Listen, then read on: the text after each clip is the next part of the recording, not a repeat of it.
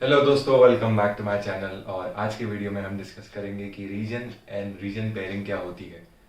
तो रीजन ये word itself define करता है कि रीजन मतलब कोई एक लोकेशन, कोई एक जगह, और रीजन पेयरिंग मतलब दो लोकेशंस और उनके बीच में किस तरीके से पेयरिंग होती है माइक्रोसॉफ्ट अजूर क्लाउड के अंदर। ये सारी चीज़ें हम आज के टॉपिक में डिस्कस करने की कोशिश करेंगे। तो चलिए वीडियो स्टार्ट करते हैं। रीजन और रीजन पेयर को समझने के लिए मैंने एक डायग्राम बनाया है जिसमें एक जगह पे है ईस्ट यूएस रीजन और दूसरी जगह पे है central India reason.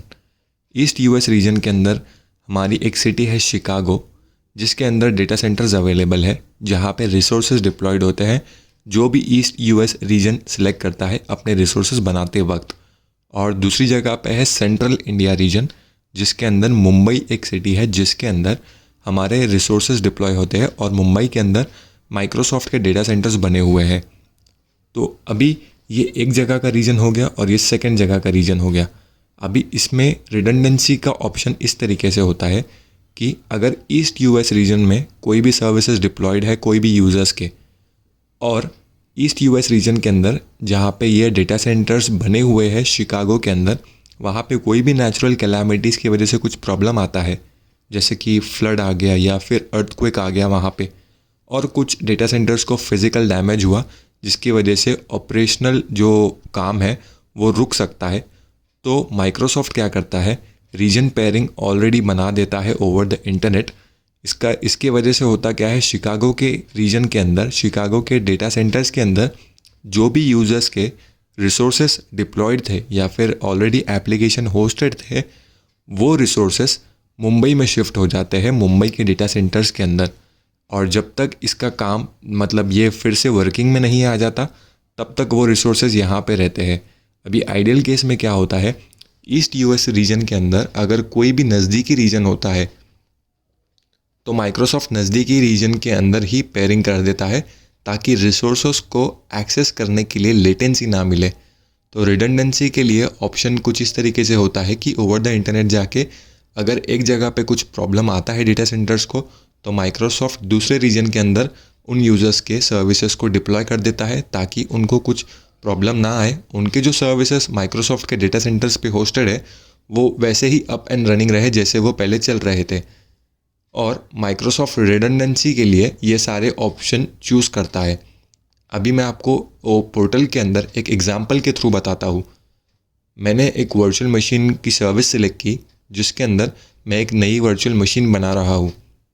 Last lecture में हमने डिस्कस किया था कि कोई भी सर्विस को बनाने के लिए, कोई भी रिसोर्स को बनाने के लिए दो चीज़ें मैंडेटरीली हमें पूछता है, एक सब्सक्रिप्शन और एक रिसोर्स ग्रुप। मेरा सब्सक्रिप्शन ये वाला एक्सपायर हो गया है जिसकी वजह से मुझे एरर दे रहा है, लेकिन फिर भी हम ट्रायल के बेसिस पे मैं रिसोर्स ग्रुप सेलेक्ट कर लेता हूँ और सब्सक्रिप्शन मेरा यहाँ पे ऑलरेडी सिलेक्टेड है। अभी मैं वर्चुअल मशीन को नाम देता हूँ एक रैंडमली यहाँ पे क्रिएट करने के लिए, और वर्चुअल मशीन के नीचे रीजन का मुझे ऑप्शन दिख रहा है। मैंने रीजन के ड्रॉप डाउन पे सिलेक्ट किया तो मुझे इतने सारे रीजन्स यहाँ पे दिख रहे हैं।